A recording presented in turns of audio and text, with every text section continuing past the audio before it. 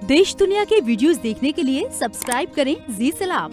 Latest notification के लिए bell icon दबाना ना भूलें। कर्नाटका की 3 सीटों पर आने वाले 3 सितंबर को लोकल बॉडी इलेक्शन होने हैं, जहां तशहीर खत्म होने के बाद घर घर जाकर वोटर्स को लुभाने की कोशिश शुरू हो गई है। रियासत के हुबली के अलावा कुलबर्गी और बेलगाम की सीटों पर भी 3 सितंबर को वोट डाले जाएंगे। कुलबर्गी पहुंचे बीजेपी के सीनियर लीडर सिटी रवि ने कुलबर्गी में अक्सरियत हासिल करने का दावा किया है। इस मौके पर उन्होंने AIMIM का मुआजना तालिबान से करके एक नया तनाजा पैदा कर दिया।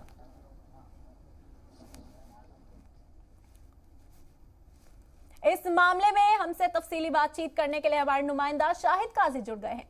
शाहिद, मैं आपसे जानना चाहूंगी, इस तरह के बयानात बिल्कुल इंतखाबात से पहले क्या हालात है रियासत के?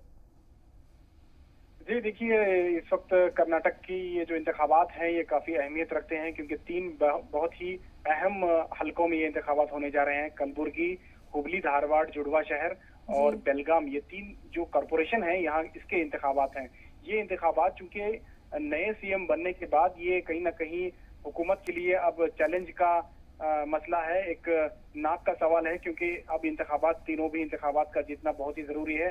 तीनों जगह पे बीजेपी अपना मेयर बनाने के लिए जद्दोजहद कर रही है और साथ ही साथ कांग्रेस भी जो है अपने किले बचाने के लिए पूरी मुहिम तेज कर चुकी है। दोनों तरफ से कोशिशें जारी हैं। साथ ही साथ बीजेपी की जो स्टार कैंपेनियर है या कांग्रेस बीजेपी के जो सीनियर लीडर हैं सिटी रवि, उन्होंने मुतनाज़ा बयान भी इसमें दिया है। उन्होंने कहा है कि MIM को लेकर उन्होंने क्या, क्योंकि पहली मरतबा बल्दिया इंतखाबात में, चूंकि बेंगलोर के बाद सिर्फ बेंगलोर में एक मरतबा MIM ने हिस्सा लिया था इंतखाबात में, अब ये पहली मरतबा शुमाली कर्नाटक के इन इंतखाबात में MIM अपने उम्मीदवारों को खड़ा कर चुकी है।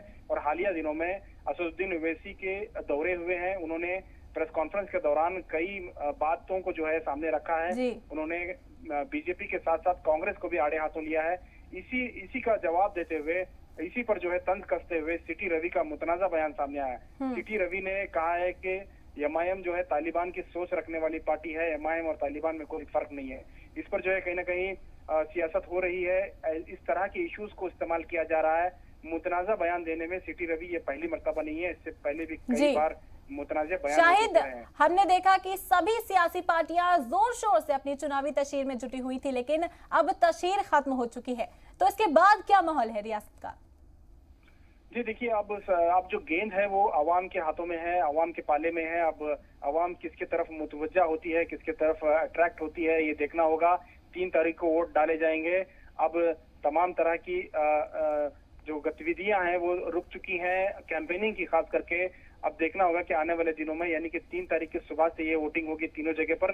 देखना होगा कि किस तरह से हालात बदलेंगे, क्योंकि ये जो इलेक्शन है ये लोकल इश्यूज पे होते हैं, इसका मरकजी मामला पे बहुत ज्यादा असर नहीं होता। क्योंकि महंगाई भी एक बहुत बड़ा मुद्दा है, इसी का फायदा उठाने के लिए अपोजिशन पार्टियां भी पूरा इसमें मेहनत कर रही हैं और लोगों को कन्विंस करने की कोशिश कर रही हैं। साथ ही साथ जो है बसवराज बोम्मई की भी एक अहम इसमें भूमिका है, इसमें एक अहम रोल है, क्योंकि नए CM बनने के बाद अब देखना होगा कि बीजेपी के साथ क्या वाकई जिलाई सतह पर लोग हैं, क्या निचली सतह पे जो लोग हैं वो क्या भाजपा के साथ। शायद सही बात है। अब ये देखने वाली बात होगी, जब इंतखाबात के नताइज सामने आएंगे तभी पता चलेगा कि अवाम का रुख आखिर क्या है। बहुत बहुत शुक्रिया तमाम मालूमात के लिए।